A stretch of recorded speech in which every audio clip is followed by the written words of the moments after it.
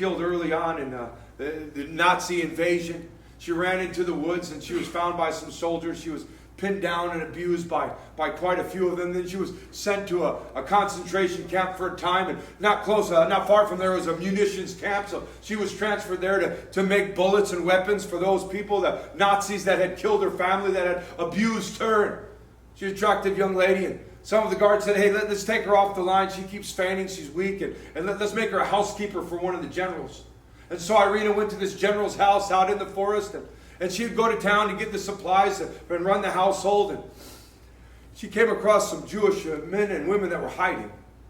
And she said, listen, I have keys to the cellar. I think you might be safe there. And so she started hiding 11 of these Jews that were hiding from the Nazis in the house of the general.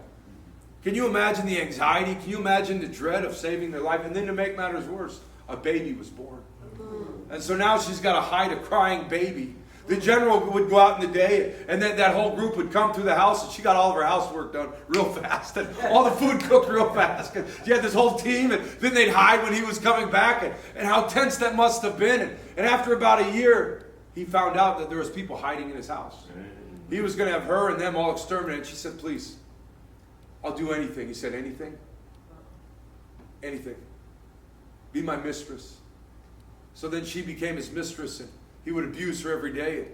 Another year went by. It must have seemed like forever, but the Nazis eventually were defeated, and the Jewish people were liberated out of that part of the country. And she would get to come to America, where she would meet a man, and she would have a family, and she would never talk about that past until her daughter grew up and was going to college, and the phone rang, and it was one of her classmates that was a Holocaust denier, saying, hey, I heard that you're claiming you were in the Holocaust. I heard you're claiming that you were in a concentration camp, and I don't believe in any of that. She got so emotional, and she started yelling back at the phone.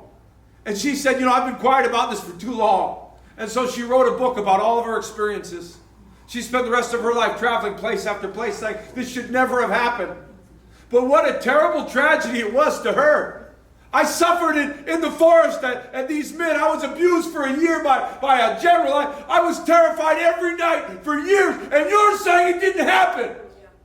How wicked is that? Amen.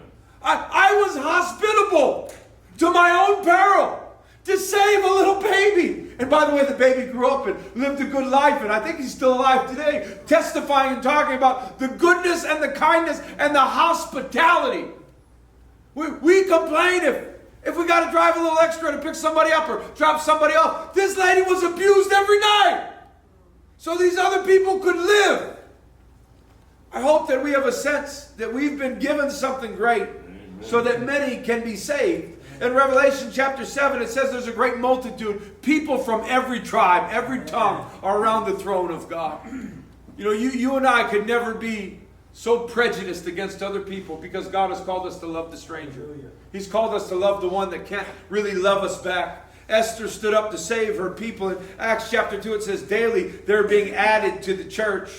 Lastly, it takes an action to escape. If you really want to escape the wrath to come, the fuse has been lit, then what must you do to be saved? When I was learning karate and some wrestling moves, one of the instructors put me in a choke from behind, and his elbow went even with my belly button, and he started tightening it and squeezing it. I was passed out before I could tap out. Whoa, what was that? He goes, yeah, it's a pretty good choke. I go, yeah, it's a good choke. I said, how do I get out of it? But you can't get out of it. And why are you showing me? Pretty cool, huh? Not that cool. I said, when they get in deep like that, what do? He goes, pass out. No! Don't let them do that to you. I go, that's good advice. Don't ever get in that situation, is what he's telling me. But if I do, he goes, well, get your chin down as deep as you can and pry their fingers. I go, nah, man. I ain't playing sport. If someone does it to me, what do? He goes, poke him in the eyes as much as you can. I go, all right, that's what I'm going to do. Bite him and poke like you're a little baby fighting. Whatever it takes kind of deal. But you got to do something. You got to do something.